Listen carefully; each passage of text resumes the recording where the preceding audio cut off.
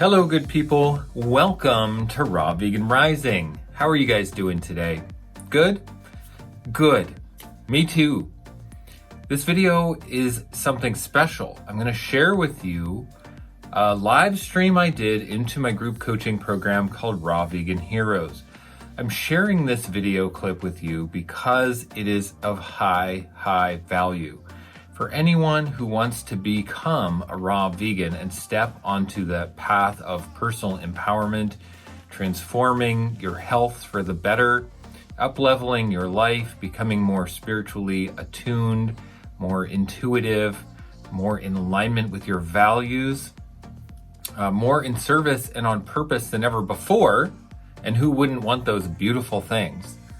Then this video covers some topics that are absolutely crucial for understanding. So this is my paid group coaching membership called Raw Vegan Heroes. It's $14.99 a month to become a member, but this is just my gift to you, okay? This is something I wanted to share out of the goodness of my heart to truly help people for free, okay? So this is a give from me to you. And I honestly think that becoming raw vegan is the best possible thing you could do in your life. I think that getting off of animal products and cooked foods has to happen for our spiritual evolution to just skyrocket to the next level. There's nothing more valuable that we could do for our life, for success in finances, health, love relationships, than feeding our body with the highest, purest vibrational foods possible. The foods that come from Mother Nature that don't interfere with our well-being, that don't interfere with our biology and our digestion and our hormonal systems and our electrical systems. We got to get off of the junk foods if we're going to really excel. And it doesn't matter if there's never been a culture that's been raw vegan before in our life. We're at a new precedent in the history of humanity. We know this. So we get to create our future from here forward. We get to envision a future that we really want to live. And the future that I envision, that I'm excited about, that I work toward every day is a future of a truly harmonious society where we live in care and respect and kindness and compassion for all life. We uplift all life. We're all in this together. So it's everybody or nobody. We will never succeed or thrive as a species on this planet as long as we are in a paradigm of thinking that someone else has to suffer for us to thrive. Someone else loses for us to win. That's the paradigm we're already in. And look what it gets us. You know, it doesn't get us anything that any of us really want. We can defend eating meat to tooth and nail. We can defend our society that enslaves us tooth and nail, but ultimately, it's only when we look for a win-win-win situation, a win for me, a win for you, and a win for everything around us, that things are going to really change. And it starts right here with you and me. We are the ones we've been waiting for. We are the ones that are going to change this. So it doesn't matter what fears you have. It doesn't matter what concerns or questions you have. We're going to have to be courageous. We're going to have to step into a new potential, a new life. And this is how we do it, becoming a raw vegan. So this video is my service to you, going over some of the details that you need to know how to become a raw vegan and thrive successfully long term. This is it. This is how we do it, okay? There's lots more to it, but here's where we start. So enjoy this video. It's an hour long, and I just think that you guys should grab a drink, grab a snack, put it on as a podcast in the back, multitask, do something else, whatever it is you need to do to consume this information, okay? And I have a guest speaker with me for this video, and you will get to learn who Dawn Bennett is, a long-term raw vegan.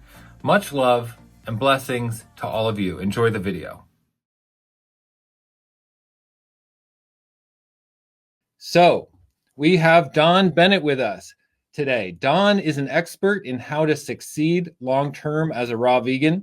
He is an expert in nutrition and supplementation. He's been a raw vegan for 26 years, a vegan for 42 years, and is a teacher and educator for 20 years. Let's welcome Dawn Bennett. Hi, Dawn. Hi, Shane. How you doing? Excellent. Welcome to Raw Vegan Heroes. This is a group of people who are striving to be raw vegan, change their life, change their health. And we are so excited to have you here today to share your wisdom with us. And everybody has prepared questions throughout the week. So I'm going to go over these questions and share them with you. But I wanted to ask a personal question of mine to you first. Okay. And my question is, in this world of contradictory information in the raw vegan community, there's so much conflicting information. How do we navigate the conflicting information? How do we know what is right and what is wrong? How do we know what's right for us? What do you recommend when we are up against conflicting information? Yeah, that's a good question because there is a lot of it out there. And I will say, if you're not bumping into any of it, you're not learning as a researcher. You're probably learning as a student, maybe from just one person. If you learn your information from just one person, well, you're not going to get any conflicting information unless that person is just a horrible teacher. But in other words, since the conflicting information is out there, it's good to bump into it because you want to then figure out the information that you've been following. Well, which of the conflicting information is it? Is it the information that's accurate or is it the information that's inaccurate? So you also want to find out inaccurate information so that when you're talking to other people who may have heard about that inaccurate information, well, you want to get a heads up on it beforehand so that you can be prepared to answer them. So when they say, well, I heard such and such, and you go, well, I heard that same thing, but here's what they're not telling you. So it's just good. That's why I recommend multi-source education, and why I recommend learning as a researcher, not as a student, because students don't tend to question what they're being taught by their instructor. They may raise their hand and ask questions of clarification, but they don't tend to question the instructor. But a researcher questions everything and everybody, and it's nothing personal. It's just what a researcher does. So that's why I recommend everybody learn as a researcher, using multi-source education, getting the different books. And one of the books I'd recommend is one of the ones I wrote, which is all about the misinformation. It was my last book, and I only wrote it because I was kind of ticked off at all the conflicting information out there. So I said, you know what, wait, let me compile it into a book. Now, fortunately, it's a very thin book, which is great, which means there's not a lot of conflicting information, but you should know about it. Nice. Yeah, thanks for that, Don. I absolutely am a researcher myself. I've been researching voraciously since, raw vegan for 15 years. But before that, like the state of the world, the conspiracy theories. I mean, I research. I love researching. So I am definitely, and part of my success is that I'm a researcher and a fact finder and a truth seeker. I'm definitely not just a student. I want to be at education level of anything that I endeavor to undertake. So we have a lot of questions and we have this hour here, and I think it's going to be so valuable for people that I want to jump into these questions because a lot of these are going to spark topics of conversation and deeper avenues to explore. So, and most everybody has multiple questions. So I don't know if we're going to get to them all, but let's just jump in here. Okay, our member Liz Suarez says, what are your must-haves to include regularly to ensure a well-rounded diet? And what do you think the number one mistake is that causes raw vegans to fail? Let me answer the second part of that question first. The number one thing that causes raw vegans to fail is misinformation. I'm just going to put that out there. It's them being taught some information that's not correct, but they thought it was correct because they trust the person who they gave it from. And indeed, the person who they learned it from might be very well intentioned themselves, but they just learned the information as misinformation, and they never vetted the information, so they don't know that it's incorrect. So misinformation is the biggest cause. There are other causes, and not getting enough nutrition is probably tied for number one. And it's funny to say this, but when you go from the typical Western diet to the opposite end of the spectrum, an all raw vegan diet, there's certainly benefits. I mean, obviously what you're no longer eating accounts for a lot of the improvement that you're going to get, but there's some detrimental aspects to it too that people don't recognize. For example, there are some fortified foods that people were eating on their typical Western diet to ensure they got enough of certain nutrients like D and B12 and iodine and things like that. So when you go to a diet of food that none of it is fortified, well, now you might come up short. And D and B12 are not even supposed to come from food in the first place. They're added to foods of the typical Western diet because people aren't getting enough sunshine, or they don't have access to strong enough sunshine, or their bodies aren't capable of making B12. So they just add these things. Government mandated that these things be added to the food supply so that we would get enough. So when you go to just eating fruits and vegetables, you might not be getting enough D and B12 now, and you certainly wouldn't be getting enough iodine just because of the way the soils are. And that's the other aspect of it. We don't grow, our food used to be grown by nature for us about 50,000 years ago. Today, Right. we grow our food for us. And Yeah. by we, I mean, an agri-industry who grows for yield and size and growth rate and appearance and shelf life and all sugar content, all kinds of reasons, and profit, of course. But they're not growing for nutritional content because they don't have to. The government isn't forcing them to, so why should they? They grow for profit. So a lot of the fruits and vegetables that people are eating, even though that's technically what we're designed to eat, you can come up short. And I see it all the time. Raw vegans, after a few years, they got that honeymoon phase and everything was great. And because of what they stopped eating, they stopped putting animal products into their bodies. They stopped putting cooked food into their bodies. Great. So their health improved. But number one, it didn't get to as good as it could have been. And people don't really know what that is. And then number two, after a few years, maybe 3 years, 4 years, 5 years, their health starts going downhill. Maybe old ailments come back again. And they're like, what the hell is going on? Yeah. I don't understand this. And it's just because the quality of the foods, even though it's technically the correct diet, the quality of the foods isn't what it was 50,000 years ago. Now, fortunately, there are things we can do to compensate for that, for not having strong enough sunshine where you live. There's all kinds of compensatory mechanisms that I've made a study of, and that's what I specialize in. Yeah. So everybody, knows that we should be taking supplements, and there's so much conflicting information as to what supplements and how much supplements. But if our food is, deficient or inadequate because it's big agro farmed, then how do we know what supplements to take? And a lot of the questions coming in today do talk about supplementation because it's one of your areas of expertise. But is there a way to nutshell that? Like, how do we know what supplements to take? Do we just take the basics, B12, vitamin D, and iodine? Is that enough? Well, no, that's definitely not enough.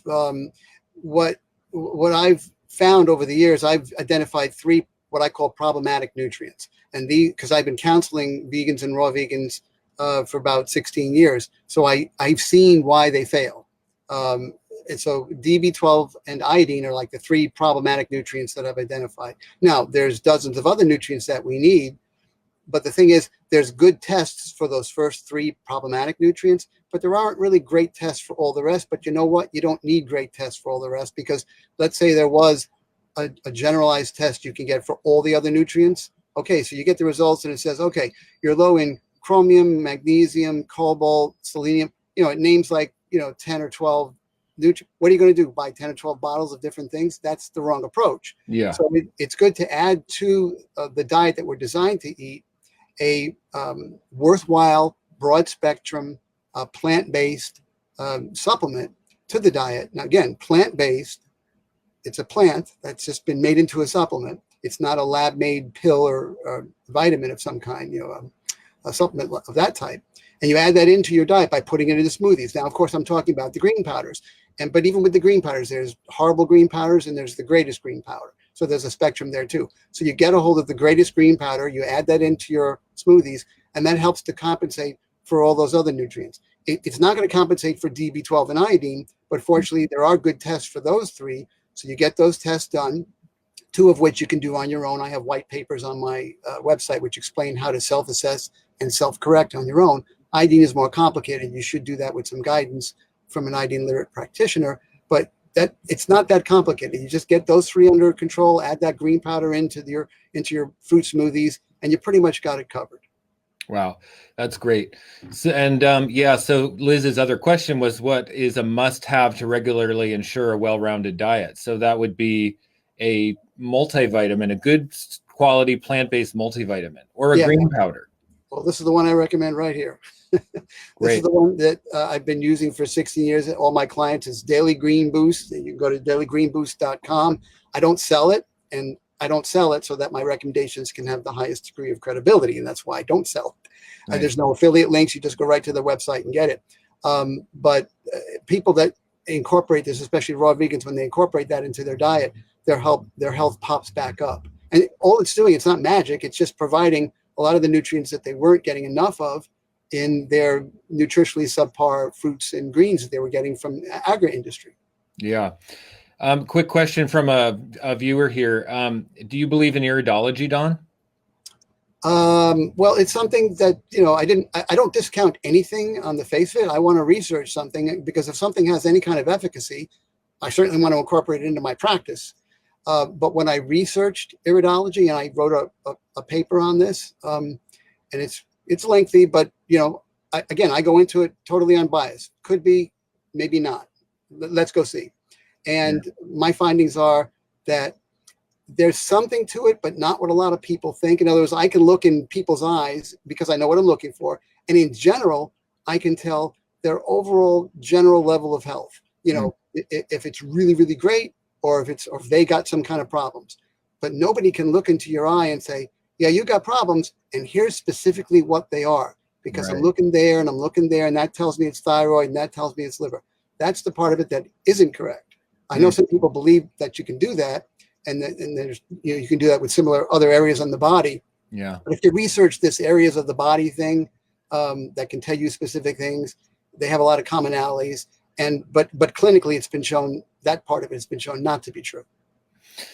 Right. Yeah, it's interesting because with a lot of the traditional Chinese medicines or Ayurveda or something, there's going to be a lot of that, I don't know, call it intuitive knowing, and how other parts of the body relate, the pressure points and whatnot. But who knows? I mean, it's not just a science. There's art to that too. So.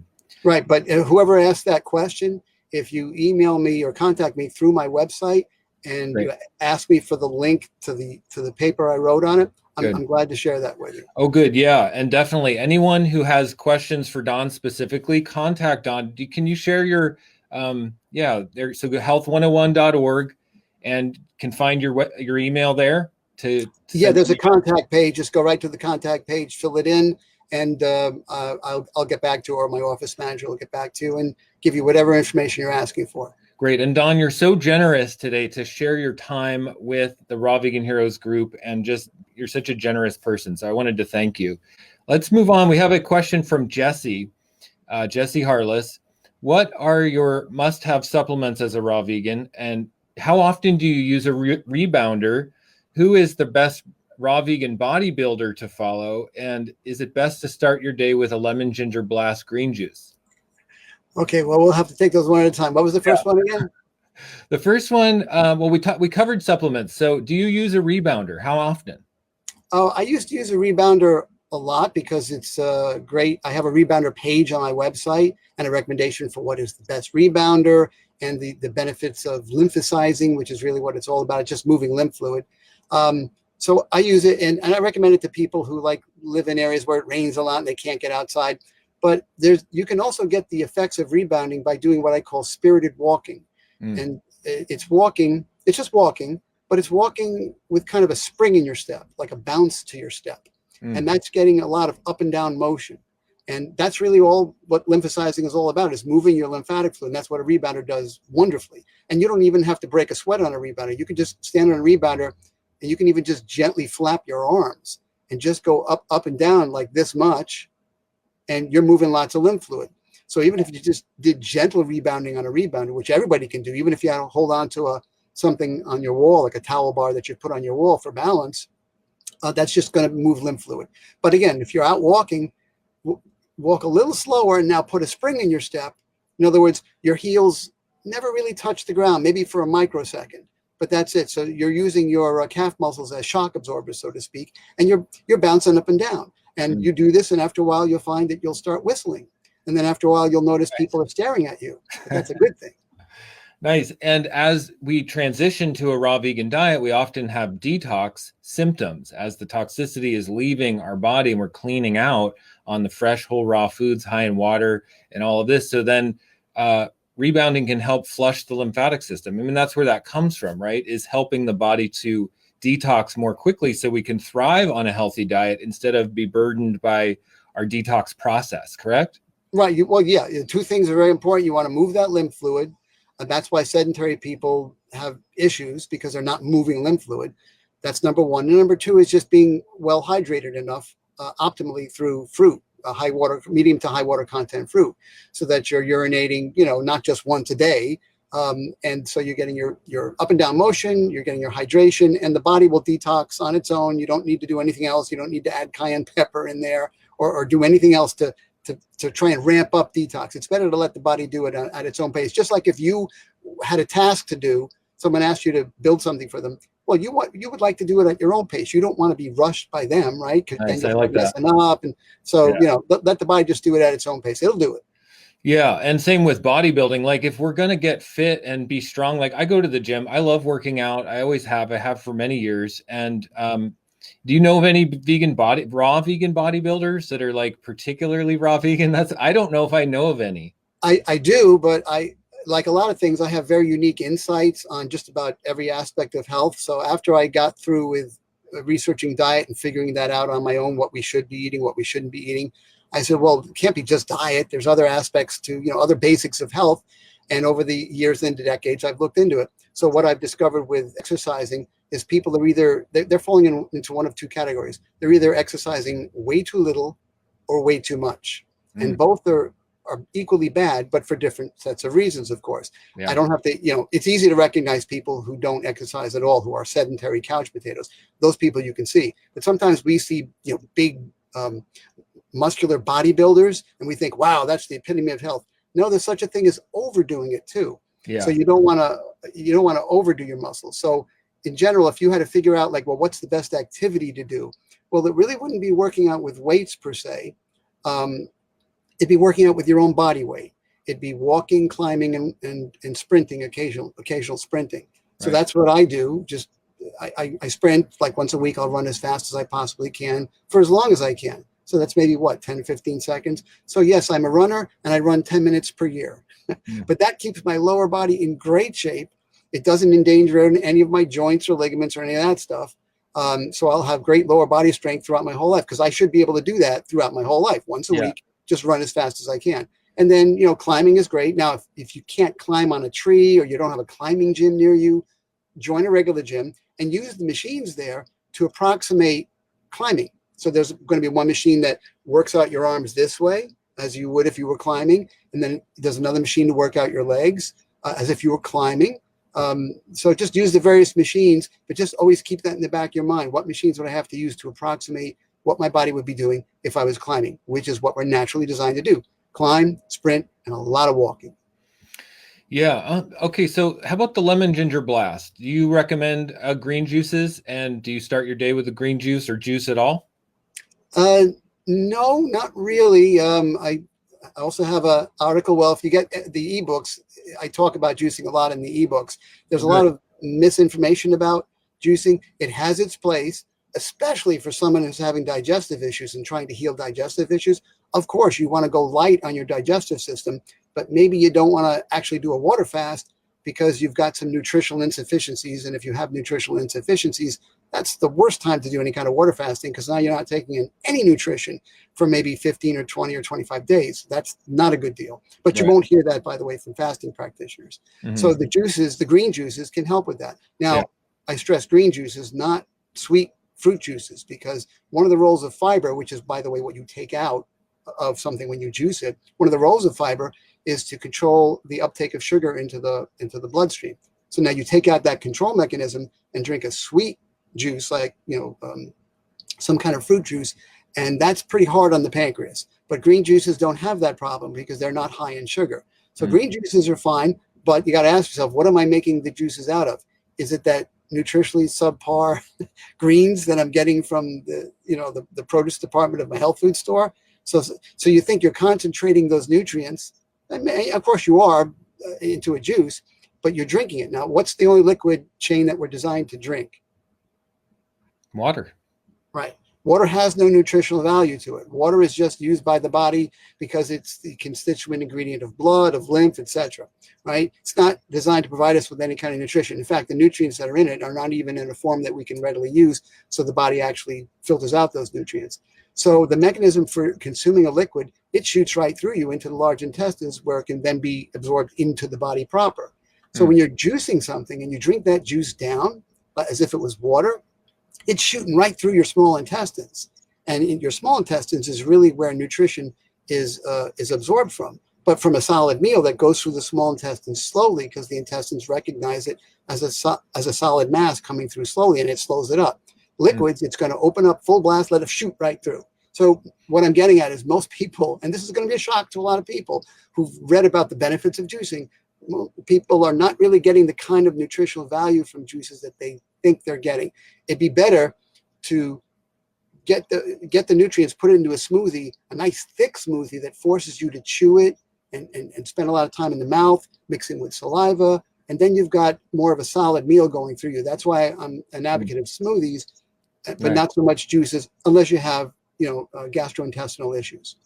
Nice. Yeah. Smoothies are fantastic. I love smoothies. I have one minimum a day, sometimes two. I'll have smoothies for dinner. I absolutely love smoothies. Plus, if you have something like this, a smoothie is the perfect way to get it into you, because otherwise, how can you? It's a powder. Absolutely. So it's the way to get superfoods and all the green juice, all the green powders and everything we need to really get that nutrient density. So smoothies are definitely a staple.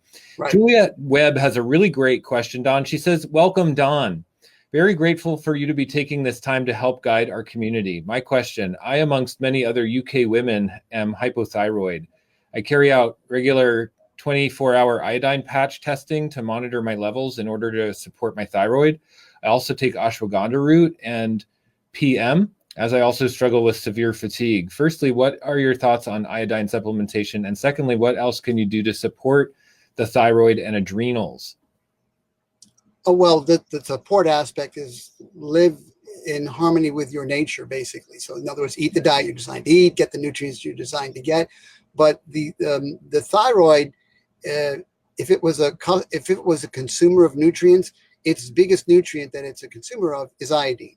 It requires the most iodine out of all the organs of the body, and all the organs, all the cells of your body have an iodine receptor on them. But the thyroid just requires more iodine than any other organ. That's number one. Number two is breast tissue. There's an area inside the eyes. There's a certain area of the brain that's right about here.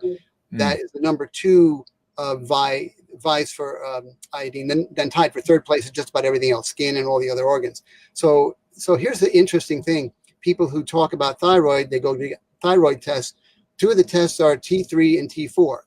Usually free T3 and free T4.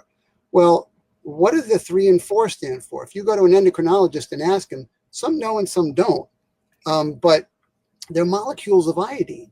So the 3 and 4 and T3 and T4, which is two of the thyroid hormones, are actually molecules of iodine, underscoring how important iodine is for the thyroid. Okay, so then the next logical question to ask your endocrinologist, hey, how come you're testing me for TSH and T3 and T4 and reverse this, that, and the other thing? Where's the test for iodine? And they'll go, they don't know how to answer, because it's not, they've not been taught to do that. But it's very important to do that if you want proper thyroid health. So it just goes to reason that if the thyroid is the organ that requires the most iodine of all the other organs, and iodine is the least supplied nutrient for most of us, well, that's a perfect storm, double whammy, bad deal all around. No wonder so many people have all kinds of thyroid problems, mostly hypothyroidism, but it can also cause hyperthyroidism.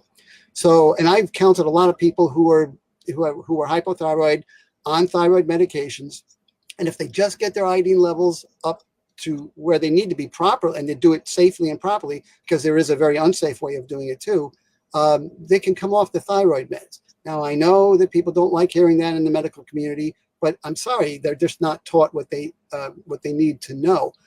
As far as the patch test for iodine, very unreliable. Why do that when there's the opposite end of the spectrum type test, which is a urine test? And it's not just one test, it's two tests. There's two tests. You do a spot test and a 24-hour loading test. I'm one of a handful of iodine literate practitioners. There's some in the UK, but all of us, we can counsel you through email, because you can just do the test at home and mail the samples to the lab.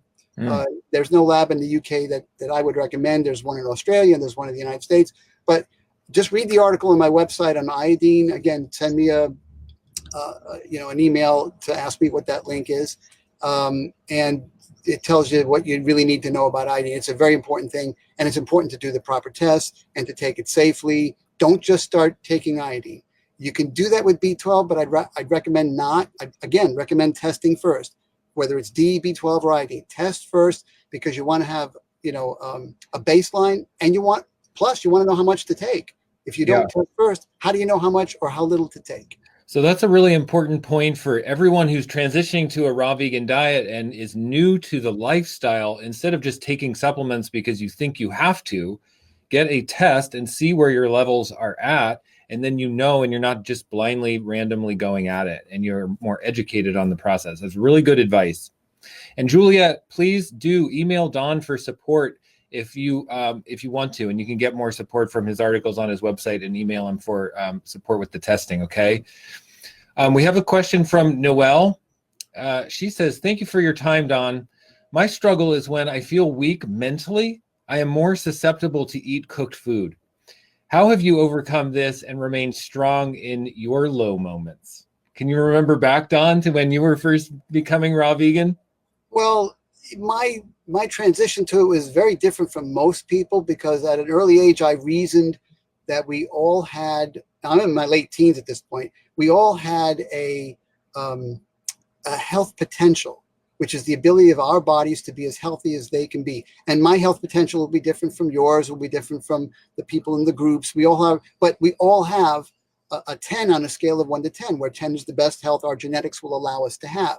So I reasoned that out as a late teen, and I said, well, I want to be a 10.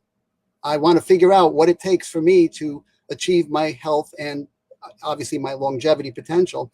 And if I'm as physically healthy as I can be, I reasoned that would give me the best chance of being, emotionally healthy and psychologically healthy, because they're closely tied. Obviously, your brain is where you get your emotions from, and if it's not working so well, maybe you won't have some, just get dehydrated and see how weepy and angry you get just from being dehydrated. So of course, how we live affects our emotions. So since I wanted to be as healthy as I could possibly be, because I saw people in my family, by the way, Shane, living to over 100 in great health and just dying in their sleep of nothing specific, and other people in my family living to 65, and the winter of their lives were horrible. So I said, okay, these people all in my family. I said, I want to be like the people living to over 100 who just die in their sleep. So that's my goal in life, to die in my sleep of nothing specific. That's one of my goals. A good goal. So I said, well, so now how do I do this? So whenever going gets rough and some of my friends are like making fun of me and they don't want to be my friend anymore, what keeps me centered and balanced in all this is like, hey, I care about me.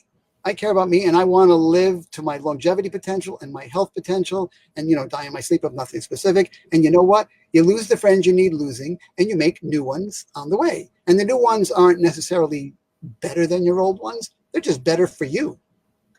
Right. So what I hear you saying, Don, is that you're hooked into a really clear vision of what you want. You're seeing yourself on your deathbed. So here you are as a young person saying, I want to die in my sleep. Now, I talk about this all the time as one of the things that I really stress of the highest value and importance, to hook into a future vision of how we see ourselves in the future and the lifestyle we want and the future of our planet and humanity that we want. And that guides our choices as we go. So weaknesses and cravings and temptations are really no match for a strong future-led vision. So were you aware of that you had this really strong future-led vision? Oh, yeah, no, I've always been, I hate to label myself with terms, but like a futurist, because I always reasoned, well, there's going to be a future. I mean, it's easy not to think about it because we live in the moment in a lot of ways. We live in the moment. Every day you wake up and it's like, oh, another day. Is it the same day as yesterday? No, yesterday was yesterday. But to realize that we have a future, like when I was 25, I reasoned that one day I'll be 65, and boom, here I am, 65. Oh, look at that. Right. It goes by so quick. It happened like that. So time is relative. But the point is, I talk about people's future health all the time. I say, okay, what number do you want to pick on a scale of 1 to 10? for how healthy do you want to be, but not just for today, and not just for this month, I should say, but for your entire life.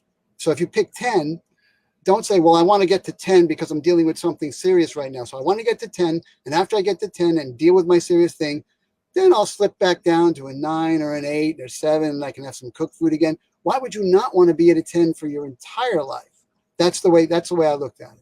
Yeah, exactly. And moments of weakness and tiredness, I think really just come from not being motivated enough, because when we're really motivated by something, it doesn't matter how tired we are. We will work tirelessly to create what it is that we're motivated by. So that's how I am in my life. You seem to be the same way, Don. And I think a lot of really successful people in life, whether it be health, finance, love, relationships, whatever it is, are really hooked into something that truly motivates them. So I think we all have to find that in our life to be successful. There is the double-edged sword to being very emotionally and physically healthy. You're able to see the beauty of a little flower that's growing out of a crack in the concrete sidewalk, that when you ate the typical Western diet, you probably would have never noticed that little flower. You would have kicked it. You would have stepped on it. Just step right over it. Or I'll give a perfect example. A lot of people have probably seen the movie Forrest Gump with Tom Hanks. Now, when I saw it when it first came out, I thought it was a very enjoyable movie. He did a great job. And then I got a lot healthier over the decades, watched it again maybe 30 years later, and this time I wept a couple of times during the movie. That's the same movie. They didn't edit it. Nothing was changed to it. But obviously I changed. If when I first watched it, I wasn't emotionally affected by the movie, but then 30 years later I was. What changed? Well, I changed physically. So that's what happened. So it's just always good to, and believe me, even today, some things go on in politics and things that I'm hearing that affect climate change, and the president of the United States doesn't believe in it. And it drives me nuts, but I think I would have been more negatively affected by the negative things if I was still eating the typical Western diet. That's assuming I'd still be alive. Yeah, good point. The cleaner and healthier we get, the more strength and resolve and energy we have to maintain our path and to be raw vegan. So it all works together to spiral us upwards. Okay, we have a question from Judy Egan. She says, "Hi, Don. Hi, Judy. What do you eat every day? Do you fast regularly? What type of fasting do you recommend? Do you ever eat the same fruits and vegetables every day? And do you drink water? And any helpful tips to keep us on the raw vegan path? Thank you so much." I fast at least once a day while I'm sleeping. I never eat while I'm sleeping. So I'm always fasting then. But as far as fasting goes, there's two types of fasting. And again, you're not going to learn this from a fasting practitioner because it goes against what they're doing for a living. But there's an intentional fast where you decide to fast, and there's a body-initiated fast where your body wants to fast, and it sends you signals. The signals it sends you is it just makes you not hungry. Now, if you're running 104 fever and you try to eat, your body won't have any of that, so it'll just throw the food back up. So that's an obvious sign the body wants you to fast. But if you have a normal fever, but your body just would love you to fast for like a few days, maybe a week, all it does is just doesn't give you hunger. But most people don't know what true hunger is. I have a whole nother article written about what true hunger is and how to know what it is. So in my opinion, we should fast when our bodies want us to fast. And over the last 20 or 30 years, I've done like 2 7-day fasts and 1 24-day fast. And again, not intentionally. I had nothing to do with it. Yeah. I just didn't get hungry, and I respected my body enough not to eat. And at one time, I just didn't have hunger for 7 days. And the other time I didn't have hunger for 24 days. I'm not getting involved. My body isn't totally in charge. But I achieved a pretty high level of health before those fasts occurred. So you probably can't do an unsupervised 24-day fast out of the gate because you're going to be losing weight, and a lot of those fat cells are stored toxins. So that's a whole different story. So when you can fast is, but I have an article on fasting on my website too. What were some of her questions? She asked about, do you eat the same fruits and vegetables every day? So yeah, what about like just monotony of diet? I mean, finding variety. Do you like eating fruit mono meals every day? Well, I try to eat, and I do eat mono meals whenever I can, because that's going to give you the best digestion, and the less energy you spend, it's like the less money you spend on things, the more money you'll have. as a backup. The less nerve energy you spend on digestion, the more the body can put towards healing and keeping you well. So Yeah. monomeal is just, the greatest thing. So like a Right, banana so- mixes the best with another banana. So I'll eat just like every other primate. They all eat monomeals. No one gathers the things that they eat together to have a meal like we do. It's a cultural thing, what we do. So yeah, monomeals. But there's sometimes I'll have an appetite. I'll be hungry, and I'll see those ripe bananas sitting there on the counter, but they're not speaking to me.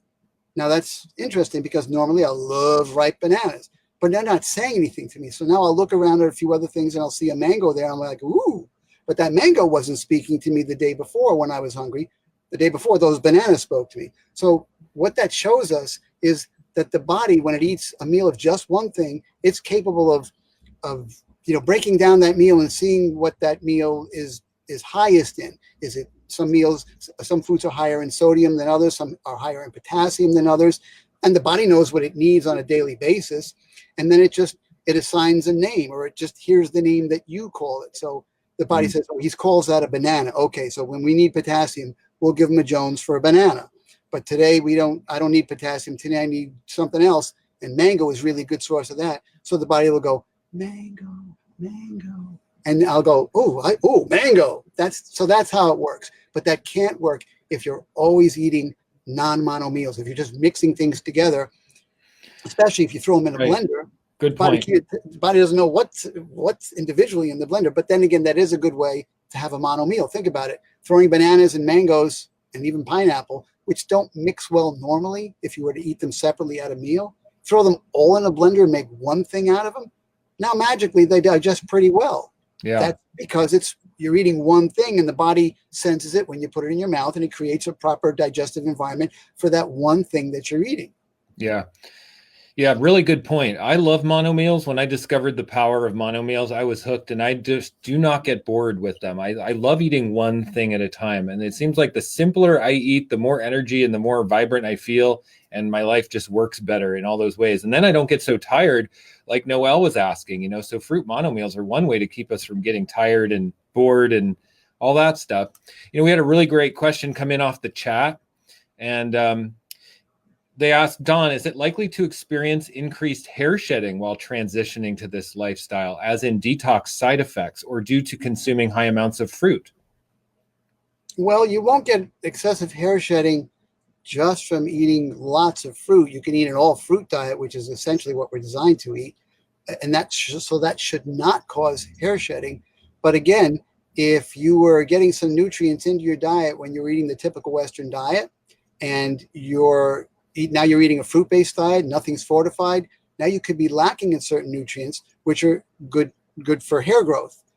Maybe iodine's one of them. But the point is, when you're detoxing, your body might end up having hair loss. I didn't really experience that, but some of the people I've counseled over the last 16 years have experienced that. But they will experience that if they don't have enough iodine. I mean, that's a cause of losing your hair. Primary ones, iodine, and absolutely. For hair loss that's not caused by detox, it'd be a lack of iodine. Anything else? I've heard iron, also maybe zinc related to hair shedding. Yeah, but it's tough not to get enough iron, because we don't really need as much as most people think, and we can get it from fruit. It's just not heme iron. It's non-heme iron, but the body can use non-heme iron better than heme iron. Heme iron comes from animal products, and no wonder, we're not designed to eat animals. Zinc can be problematic, but that's why if you just work on those three problematic nutrients, DB12 and iodine, and then you get something like this into your diet, the Daily Green Boost, that takes care of the zinc, and there's iron in it. It's grown to be a nutritional supplement, so that's why it has kick butt nutrition. Then people's hair stops falling out. Their teeth end up not being transparent anymore. Now they get full, being white again. So it's not complicated what we need to do. We just need to find out what that information is. That's great. I have a series of questions coming in from Paula Catherine in the group. I'm going to skip ahead to hers because they're so comprehensive here. She says, welcome, Don. I'm super excited that you are generously sharing your presence and expertise with us. I've been a fan of yours for years. Thank you so much for being here. I'm disappointed I can't join the live today due to work, but first thing on my list tomorrow morning. Number one, iodine versus iodine. I notice you pronounce iodine differently. What's the difference?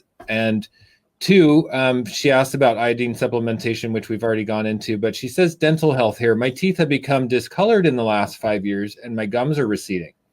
And my teeth are generally wearing down and getting cavities. What food supplements and routines do you recommend for adequate dental health? On the dental health part of it, that's, you hear about fluoride treatment. You do fluoride treatments to strengthen teeth. Well, that's one of the roles of iodide, is to strengthen teeth. But if you're not getting enough in your diet, no wonder you're plus there's other minerals also, and the proper balances of minerals.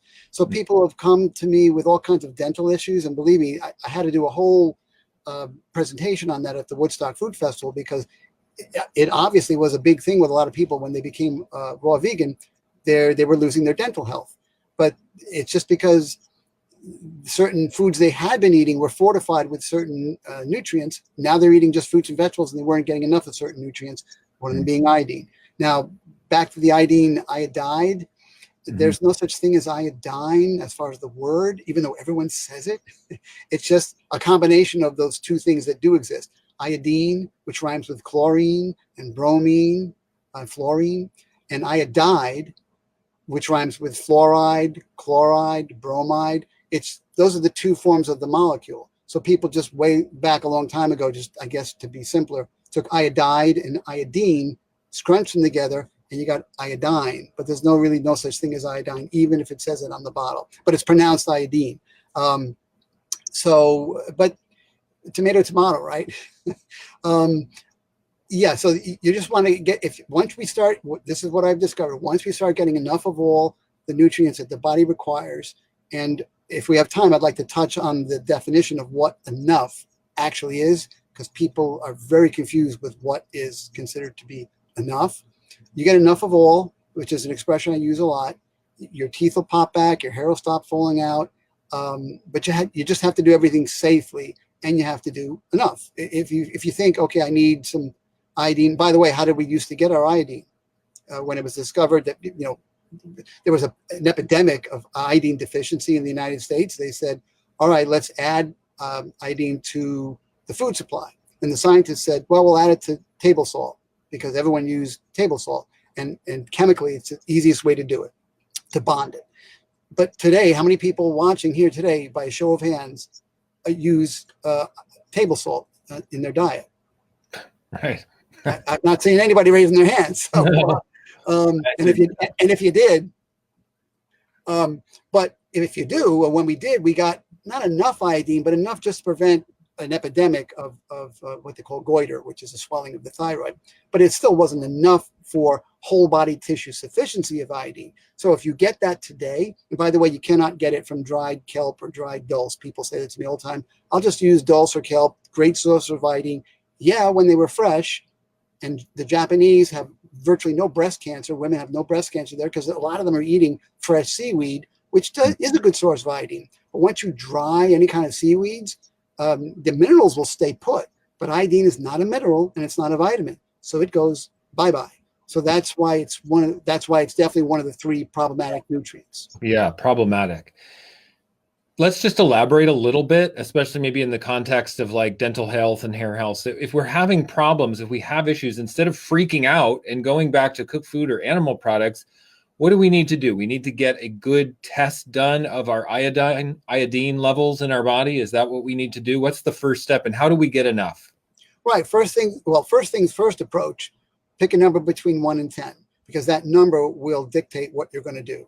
If you pick 10, okay, so now you have to get some tests done, because you really, really care about your health. The three tests are the D, B12, and iodine. And then, based on the results of the tests, you would take care of what you need to take care of, without taking too much, obviously, doing it safely. Does the doctor recommend how much we take to get adequate amounts, or how do we know how much to take? Well, there's another problem. I know. I had faith in the medical industry, for like one day when I first started looking into all this 45 years ago. But since then, I've discovered that, look, doctors are not born with what they know. They have to be taught it. And if their curriculum has missing information or worse, misinformation, that's not going to be good for us. So like I said before, with the endocrinologist, they're not going to give you an iodine test when checking out your thyroid. If you present with certain symptoms of malfunctioning thyroid, they're not checking your iodine, at least not in the United States. There is one country where they do, but it's not the UK, and it's not most of the countries we think of. So vitamin D, another example of vitamin D is if they test you, and there's a good test. It's a test I recommend. It's a test they recommend. But what's the reference range? The reference range they give starts at 30. So if you come in at 31, there's no red flag there. They won't even mention it to you. But the optimal reference range starts at 50. So if you test with me and I see you're at 31, I'm like, okay, you got room for improvement, because it should start at 50. It should be at least at 50. Medical doctors don't tell you that. In fact, some medical doctors in some countries say it doesn't start at 30, it starts at 25. Well, that's crazy. I've seen some start at 20. That's ridiculous. But that's why you just need to know. Same thing with B12. If you go to your doctor, as opposed to coming to somebody like me, the doctor will do a B12 blood test. Okay. They're very inaccurate, especially if you're taking if you're consuming any kind of dried sea vegetables, because those sea vegetables have B12 that have been damaged and activated by the drying process. So they'll register as B12 on your test, but they won't act as B12 in the body. They'll take up space actually in the body, in those B12 receptor sites. So so to test your B12, you don't want to do a B12 test. You want to do a methylmalonic acid test, which is not B12, doesn't test for B12, it tests for MMA. And if your MMA is high, well, for vegans, there's only one reason, that their B12 is really, really low. So I've had people come to test with me, and their B12 blood test that their doctor did showed them at 250, which is within range. But I'm like, well, based on your symptoms, let's do an MMA test. And their MMA is through the roof, and they're a vegan. So I'm like, okay, your B12 is low. But the test says the test is not accurate for a lot of reasons. So you can't always depend. Believe me, if I get hit by a truck, take me to a hospital, and I want medical doctors to work on me. But for dealing with degenerative disease, you want to look. That's why I'm saying multi-source education. Listen to the doctors, but also listen to people like Shane and me and our colleagues, because we'll have a different take on certain things because we've just been educated differently. That's all. Okay, so for everybody listening, take your test to Dawn. Instead of going to doctors, which don't know what they're talking about and can really lead you down the wrong path and make things worse, go to someone who's educated and experienced in the raw vegan specifics and the vegan specifics. So we can go to Don. He's here. He's offering his services, health101.org. So that is a recommendation for everyone. Let's stay in the raw vegan community with people who know what they're talking about. By the way, one interesting point, you go to the doctor, let's say he tells you you're low in vitamin D. What is usually their recommendation at that point? Take a vitamin D supplement, right? Why would I have a problem with that? But I do. Why? Because sunshine, turns out, makes more than just D in your skin when it shines on it. It makes a bunch of other nutrients, which are equally as important, one of them being actually even a little bit more important than vitamin D, but they don't come from food and they don't come from supplements. You can get a D supplement, but that D supplement will not have all those other nutrients that only come from sun. Yeah. So a long time ago, I stopped recommending a D supplement once I discovered this. So there's a healthier way to get your D levels up. And if your D level is low, all those other levels are going to be low too, right? Well, why wouldn't they be? Because they only come from sunshine. So the answer there is not a D supplement, but a phototherapy device. And you can get them for as little as $250. And then you use that, they mimic the wavelength of the sun. So they will make D-sulfate, cholesterol sulfate, nitric oxide, beta endorphins, and all those other things that we do also need, but don't come from supplements and don't come from food. Wow. Yeah, really good point. Really, really good point. Of course, these little synthesized pills aren't going to be as powerful as Mother Nature, whole food and sunshine and clean water. So Paula also asked a couple other interesting points. Let's see. The coronavirus. What protocols do you recommend to boost my immune system, especially regarding super viruses like this? Same question regarding minor viruses like the cough and flu that's going around my small office, or when my spouse is sick and I am breathing the same air all night. And also she asks about chemtrails. How can we protect our bodies from heavy metals from these toxins? What foods and supplements do you recommend for that? So can we touch on like super viruses, cold and flus, and environmental toxins? My two biggest tips regarding the body being able to protect itself from viruses is, number one, keep your hands away from your face. My dad taught me this. He worked in a hospital. So he said, if you just can keep your hands away from your face, and it's not easy, you'll catch yourself. And so you're not touching your eye, you're not scratching your nose, because this is how a lot of viruses are, how they are transmitted. And if you've just been someplace and you're shaking a lot of hands and touching a lot of things, and you get home, just get some rubbing alcohol, or get some, just my dad just used rubbing alcohol, and just clean your hands with that. There are disinfectant soaps, but I don't really know what's in them. I do know what rubbing alcohol is, and I do know if you just rinse your hands. Then if you accidentally touch your eyes, the mucous membrane of your eyes or your nose, then that's it. The viruses are gone after you wash your hands. So that's tip number one, is just keep your hands clean, but keep them away from your face. Even if you don't clean your hands, keeping them away from your face. So if you have to, now you can do this. If you have to scratch your eye, or if you're wearing a long sleeve shirt, pull your shirt over and use your shirt to scratch. You'll, by reducing the transmittal rate of viruses and bacteria like that, it's immensely helpful. The other thing is, give your body what it requires to have a strong immune system, where it has to deal with the bad bacteria and the viruses. What's the number one key nutrient? Iodine. Iodine. Wow. Iodine in the body.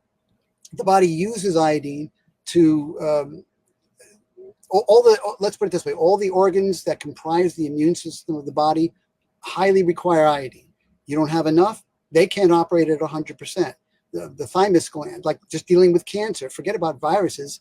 Viruses are not, the flu or the cold normally doesn't kill people. The coronavirus, unfortunately, is killing people. But as an aside, when we've had plagues in our human civilization, they didn't kill everybody. Well, obviously, because they did, we wouldn't be having this conference today. But so it just killed a certain sector of the population, and that's the sector of the population with the weakest immune system. The people with the stronger immune systems were not killed by the Black Plague. They were exposed to it, but they were not killed. So for us, and people have been asking me about the coronavirus, I'm not saying go out and take iodine just for the coronavirus. You should have a normal iodine level, because you're taking, an iodine supplement every day, because unfortunately, it doesn't come from the green powder. So that's the only real pill type of a supplement I take is iodine, because there really isn't any in the green powder. And I'm not about to move to Japan to avail myself of fresh seaweed. So that's how you keep yourself healthy. Before I got my iodine levels up to where they were supposed to be and just started living in a more healthy manner, I'd get colds and flus like everybody else. Now, if I'm exposed to something and I don't remember to keep my hands away from my face, the only symptoms I get is I don't have hunger for 7 days. So those 2 times when I wasn't hungry for 5 to 7 days, that was probably because I was exposed to some kind of virus that was going around at the time and putting people in bed, bedridden with all the, oh my God, it feels so bad. And my only symptom was I wasn't hungry for 5 to 7 days. Wow. Okay, I'm going to ask another question here. We have a member, Nick Wright. He says, "Hey, Don, I am now 7 months raw vegan and feeling pretty well. I just saw another long-term raw vegan that I've been following on social media go back to eating meat.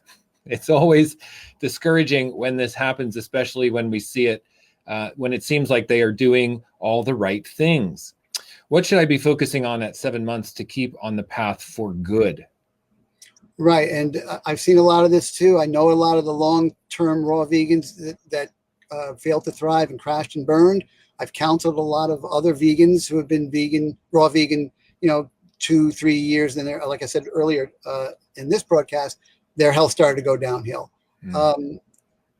The one thing they had, and by the way, if you go to my website, health101.org/blog, which is my blog, and you go to the table of contents at the very bottom, there's 3 articles at least, or 3 blog posts, I should say, at least, that I put in there referencing this very topic that you just brought up of why people fail to thrive on a raw vegan diet. And it's generally because they're not getting enough of something that their bodies required. And over time, that honeymoon phase of no longer putting in those horrible things, the cooked food and the animal food. Well, they like you're getting better and better and better and better, but then you peak, but you're not getting enough of certain things. So eventually your health will start to go downhill, and you'll recognize that. It becomes apparent. So a lot of these people, now you're going to say, well, wait a second, they went back to animal foods and their health popped back up again. Well, how is that possible? What do they conclude? Well, I guess those YouTubers who said we're not really designed to be vegan were correct after all. No, there was something in the animal food. You'd be surprised how nutritious some animal foods are with certain nutrients, but not on purpose. Just like dairy products will give you some iodine, because iodine is used to clean the tanks that the milk is in. And it's not a toxin to us. It's fine for us. So the government doesn't require that they not use iodine. Iodine is perfect for disinfecting the tanks, and some is in the milk, and that's fine because it's just another way for us to get iodine. So if you go back to dairy products, now you're getting some iodine, which you were definitely not getting enough of because you stopped using table salt, and yet you were getting zero iodine. So of course, over time, that level is going to drop. And other nutrient levels as well. There are certain things they feed to chickens. So now if you're eating chicken, unless you just cook the crap out of the chicken or the beef, a lot of these things will be intact. And the minerals can take a lot of heat, by the way, before they start going south. So even if you just normally cook animal products, the minerals are still usable. And so now they're getting certain minerals which were fed to the chickens and the cows. Why? To keep them healthy. Why? Because that's a profitable business for them, and they don't want to lose profit by those animals getting sick and dying prematurely. So they take really good care of the animals' health, not their environment. Their environments are horrible, where you see the chickens are kept and how the cows are kept, but they want to keep them as healthy as they can by at least putting the good nutrients into them. Then you benefit from that when you eat animal products. So all people are doing that crashed and burned on the raw vegan diet and went back to getting animal products is they just started supplementing with animal products.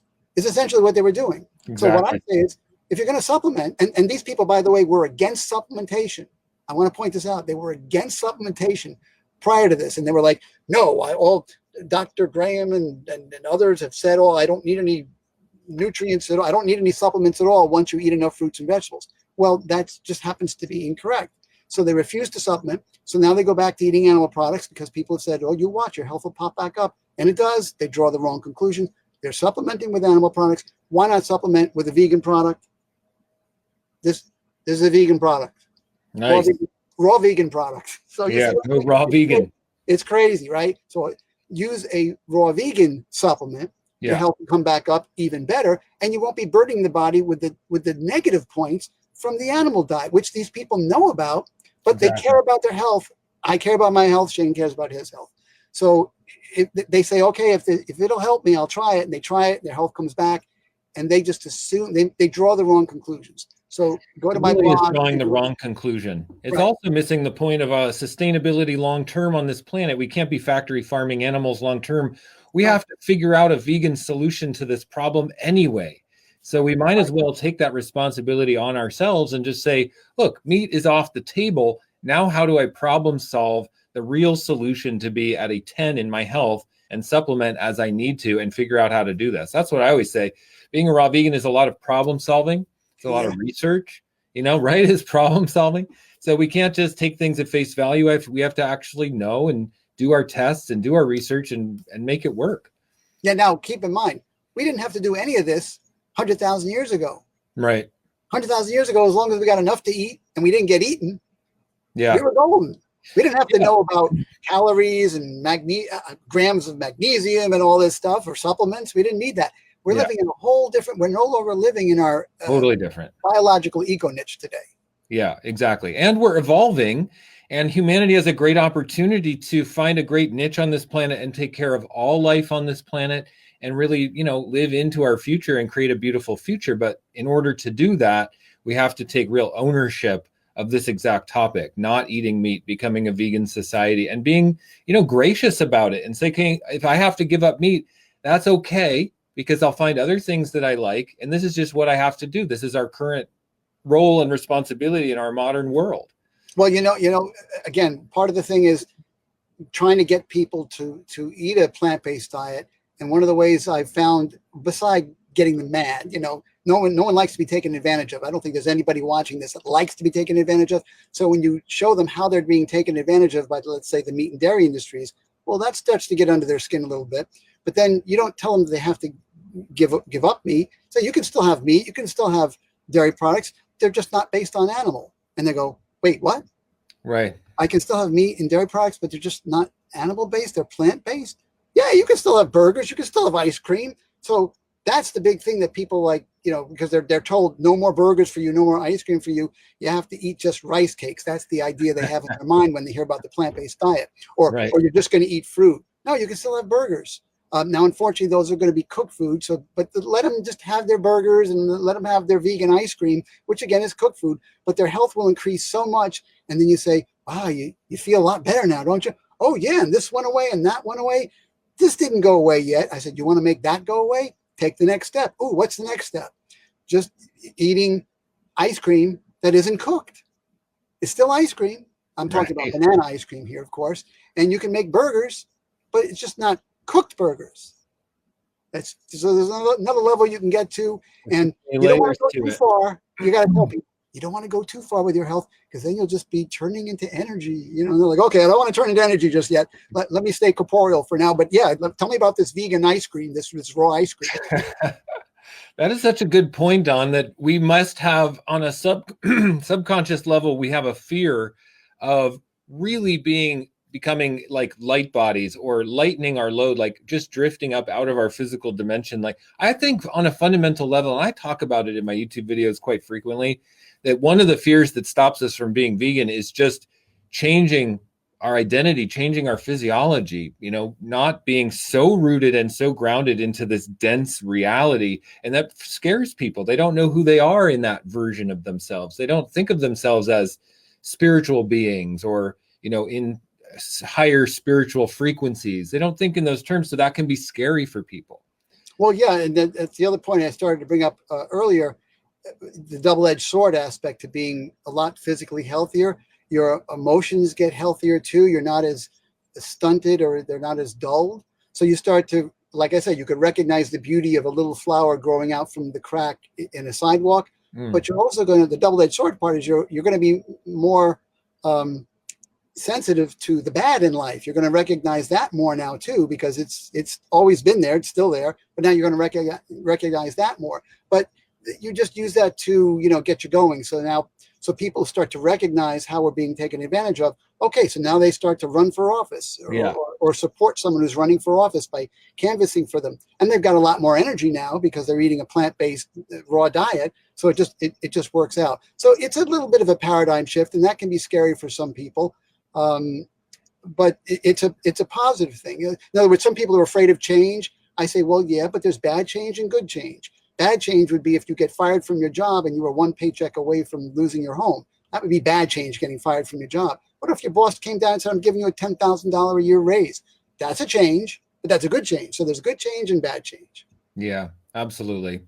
Well, that's a beautiful note to end on. We finished our hour, and Don, I think we could talk for another hour easy. We'll have to do a part 2 to this gathering and this conversation. So I wanted to thank you personally for your dedication and your work in the field of educating people on the power of becoming a raw vegan in their life, and the positive change that can bring to our lives. You're doing excellent. You've been instrumental in my learning and my research, because of course, as a voracious researcher, I've read many of your articles, if not most of your articles, and really appreciate your take on things and your expertise. So just a real big personal thank you, Don, from me to you. You're welcome.